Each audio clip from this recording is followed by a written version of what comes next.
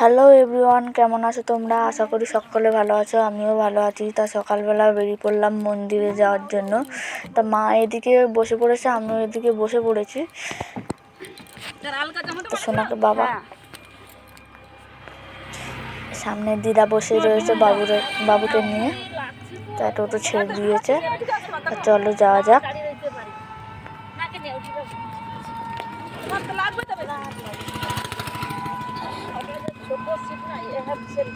তার টোটো থেকে নেমে একটা দোকানে আসলাম। দোকানে অনেক কিছু নেওয়ার ছিল। তা একটা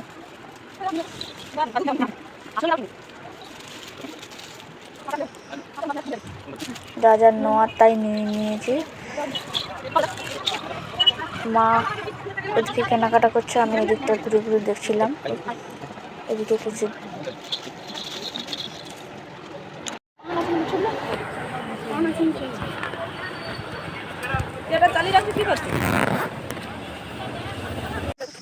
তা চলে আসলাম আবার নদীর ধারে। তো যেখান থেকে যাওয়া হয় মন্দিরে, ওইখানেই চলে আসলাম। তাই দেখো আমাদের ঠাকুর, কত লোকজন রয়েছে। আরেকজন লোক আসছে, ওই যে মা দাঁড়িয়ে রয়েছে। আমাকে দেখো কেমন লাগছে। তো গাইস তোমরা কমেন্টে জানাবে। তো অনেক রাস্তা হাঁটতে হাঁটতে পা ব্যথা হয়ে গেছে, নাচতে না পেরে ছুটে ছুটে যাচ্ছে।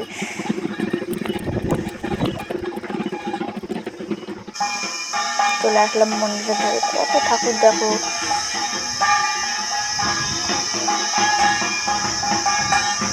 পুজো হয়ে গেলে ঠাকুরগুলো এইভাবেই রেখে দেয় সাইড সাইড করে। আমরা ঢুকে পড়লাম মন্দিরের ভেতরে।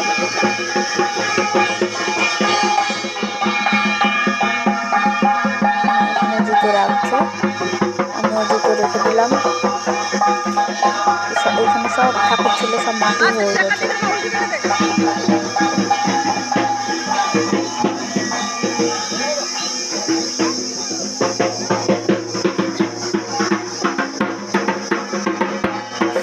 এটাই হচ্ছে আমাদের আসল মন্দির, যেখানে প্রথম পুজো হয়, তারপরে মন্দিরে নিয়ে যাওয়া হয়।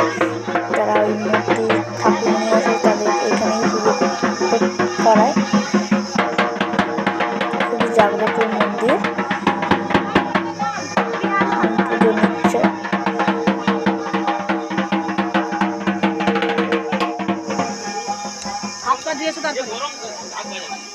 প্রিয়াহান সরকার আছে, ওটা চুল নাপে আর এমনি কাঁচা পাকা জ্বালাবে।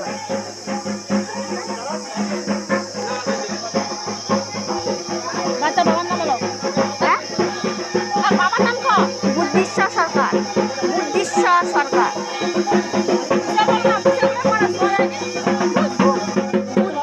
বুদ্ধিশ্বর সরকার।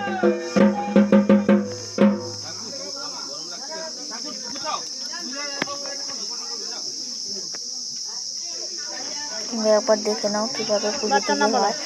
প্রিয়াহান সরকার কি আছে কোথায়? ঠাকুরগুলো লাইনে বসতে পারে।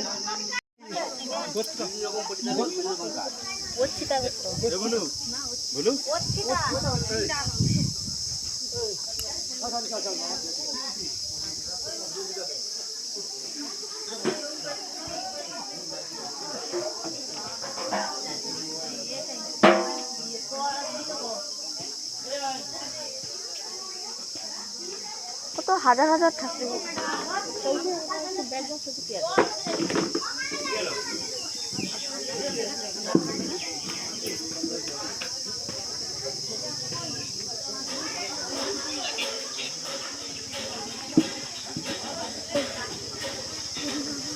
এই হচ্ছে মন্দির। এখন বাৎসরিক পুজো হবে বলে তাই প্যান্ডেল করা রয়েছে। এ দেখো পুচকুকে নিয়ে বসে রয়েছে দিদা, যে মা, আমি।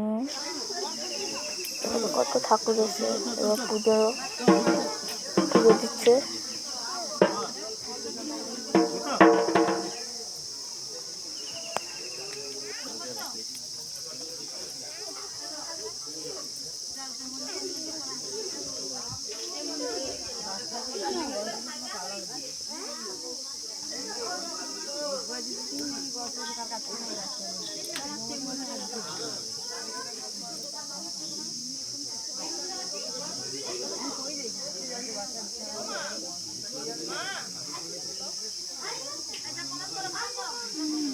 দেখবে